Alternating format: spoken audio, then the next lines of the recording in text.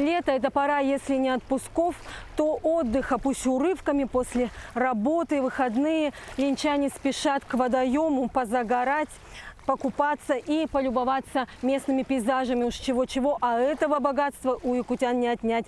Как у многих была отнята возможность в связи с пандемией выезда за границу. Но ленчане – народ северный, закаленный. И те, у кого в этом году не было возможности позагорать на тайских или индийских островах, спешат на родные. Ну а мы отправимся вслед за ними и покажем, как надо по-настоящему отдыхать с пользой для здоровья.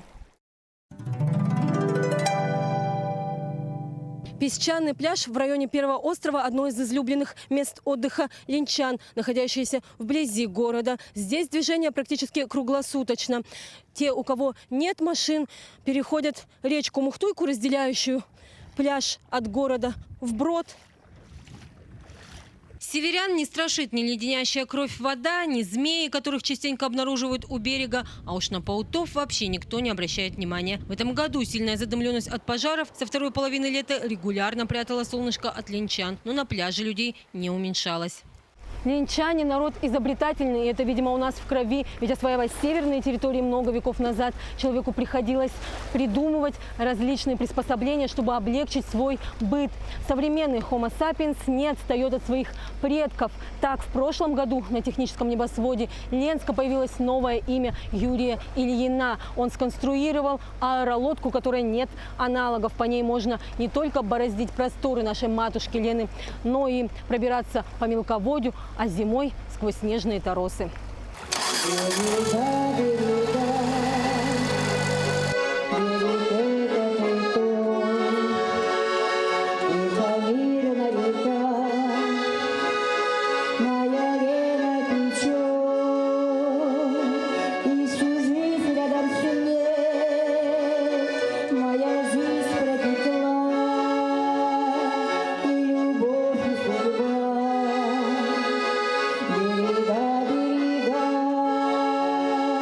В один прекрасный момент мы решили, что тоже чего-то можем, поэтому проехали по всей стране, посмотрели производителей, кто на что способен, и вот решили свое сделать. То есть везде подобрали ошибки, у кого какие есть, максимально постарались их устранить, и вот произвели такую аэролодочку.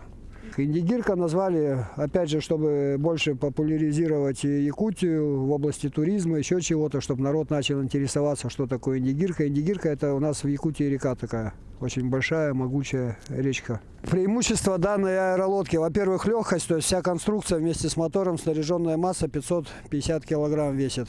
Во-вторых, это маневренность, то есть ни одной лодки не получается достичь такой маневренности. Маневренность достигается за счет штурвала и управления рулевыми тягами. Безопасность, то есть по сути в этой лодке внутри встроена еще одна лодка, то есть в случае протыкания одного баллона, это, конечно, чрезвычайный случай, но даже если так произойдет, внутри есть еще один запасной баллон. Мотор стоит вазовский, 21-126, доработанный, то есть по сути вся начинка канадская и японская, то есть дроссельная заслонка Денса, форсунки Денса, поршневая канадская Федерал Магу, то есть коллектора самодельные мы видим доработанные, то есть укороченный впрыск, ну и по мелочам маховик облегченный.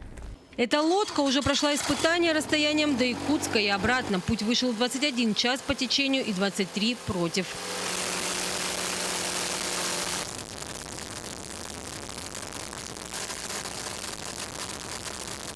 Но не у всех ленчан есть такой дорогостоящий водный транспорт, как аэролодки, поэтому как альтернативу используют автомобили.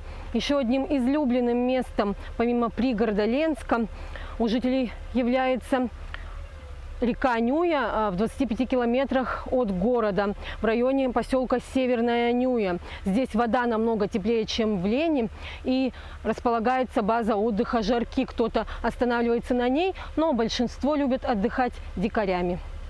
Летом здесь бывает яблоку упасть негде. Отдыхающие купаются и ловят рыбу. Немного дальше на Мурбай имеют возможность выехать не все. Такие поездки на местные дикие таежные пляжи, как правило, оказываются плодотворными. Ленчане привозят с собой почти южный загар, хороший улов и отличное настроение. Это ли несчастье? Ну а мы отправимся дальше в тур по северным красотам. В самый суровый край, в тайгу, по бездорожью.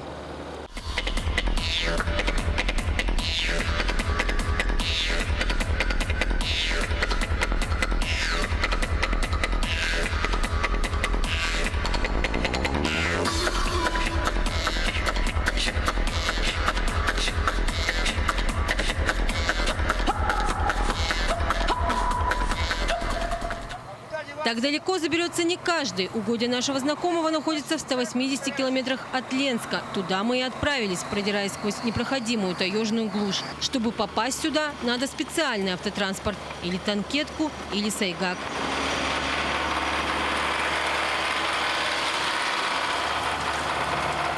Лесные дороги, которыми десятилетиями пользовались местные жители, сегодня пребывают в плачевном состоянии. Их разбила тяжелая техника нефтегазодобывающих компаний. Повсеместно на протяжении пути встречаются их городки. Добравшись до места, мужчины разбивают лагерь и готовят снасти. Говорят, рыбу здесь хоть руками лови, и это не приукрашение рыболовов. Действительно, с помощью только спиннинга рыбаки обеспечили свои семьи на всю зиму вкусной соленой щукой.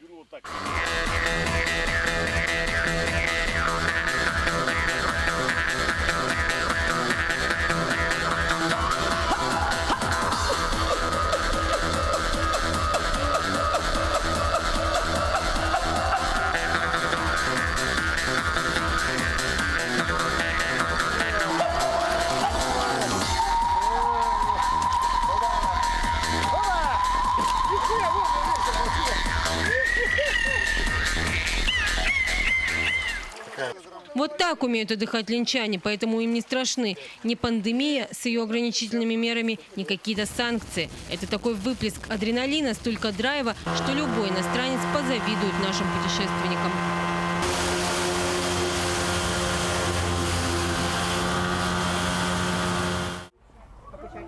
Ну а те, у кого совсем нет возможности выезжать за пределы города, выходные проводят в городском парке культуры и отдыха. В этом году он модернизировался до неузнаваемости. Дети с удовольствием оккупировали новые игровые площадки.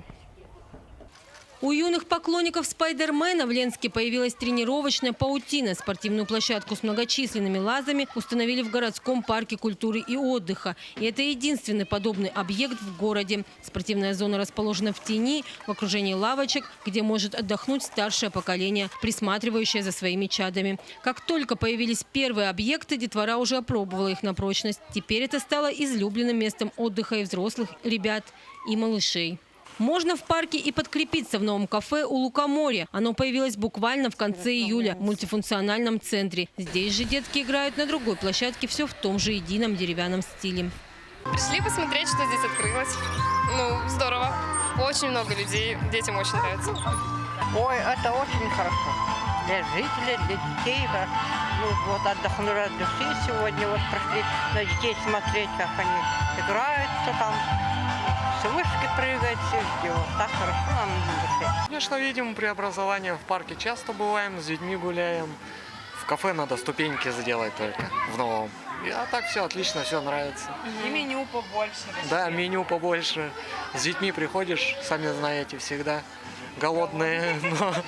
А для большего комфорта горожан в парке установлена умная скамейка. Сегодня каждый современный человек стремится быть постоянно на связи с внешним миром в онлайн-режиме, особенно тинейджер. Для этого необходимо иметь при себе заряженный гаджет. В этом поможет устройство, специально вмонтированное в лавочку, которая работает от солнечной батареи. Специальная панель антивандальная имеет защиту от осадков. Зарядить телефон можно как беспроводным способом, просто положив устройство на значок зарядки, так и с помощью USB-провода. Такой креативный подарок в качестве спонсорской помощи преподнес ленчанин Сергей Геращенко. Причем лавочку он создал в том же стиле, что и остальные в парке. Скамейка идеально вписалась в общую концепцию. В вечернее время новый мини-арт-объект освещается подсветкой, которая включается автоматически с наступлением сумерек. Очень хорошо, что в нашем городе появилась такая лавочка. В нашем городе это редкость. Да. В общественном месте, Первая где лавочка. можно зарядить телефоны. Всегда поможет, выручит. очень удобно, если во время прогулки сядет телефон. Северное лето коротко, не успеешь оглянуться, как осень встречает золотым нарядом деревьев, инеем на траве по утрам, туманом над рекой, затяжными дождями. Но линчане не унывают и не поддаются меланхолии, да и когда, ведь необходимо делать заготовки на зиму, собирать ягоды и грибы, бить кедровые шишки, а там и пора урожая не за горами.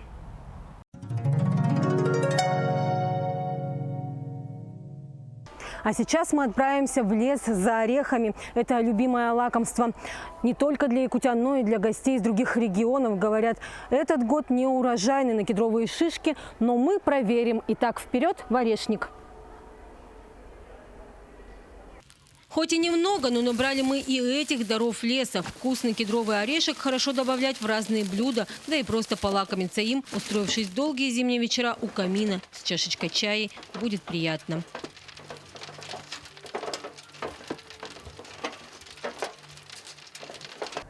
Если поход в орешник у нас не увенчался успехом, то с грибами дела обстоят намного лучше в этом году. В деревнях они растут прямо под ногами, где только есть немного лесистой местности.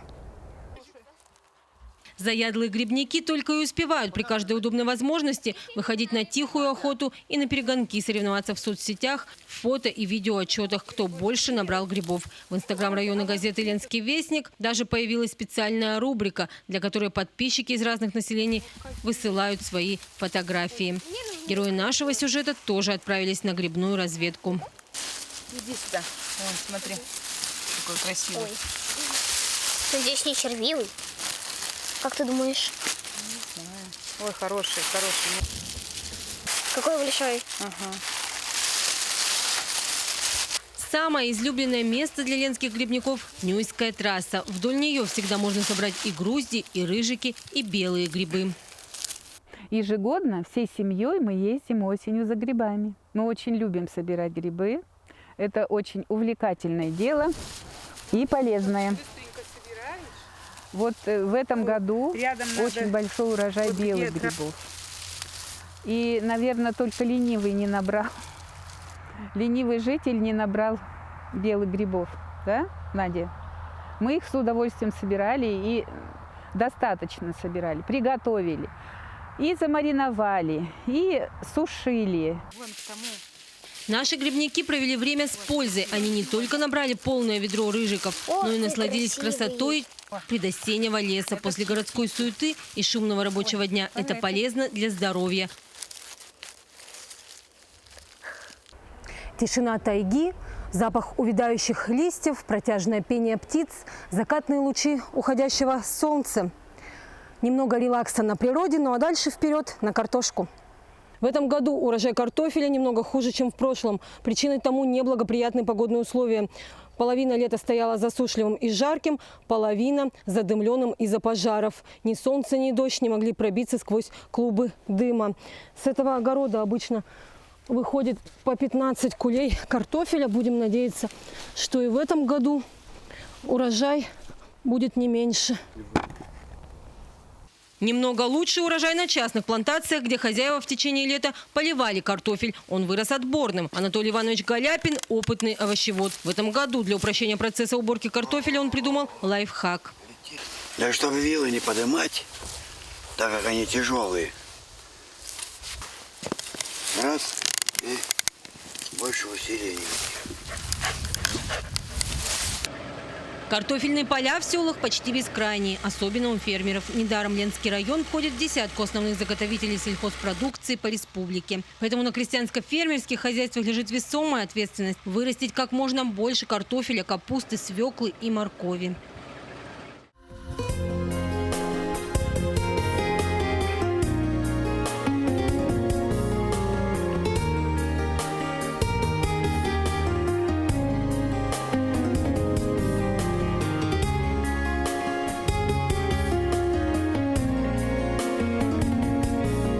Конечно, такие пейзажи не могут не навевать на лирику. Когда, как не осенью, лучше всего пишутся стихи. Осень хмурится, тополя пожелтели и тихо плачут.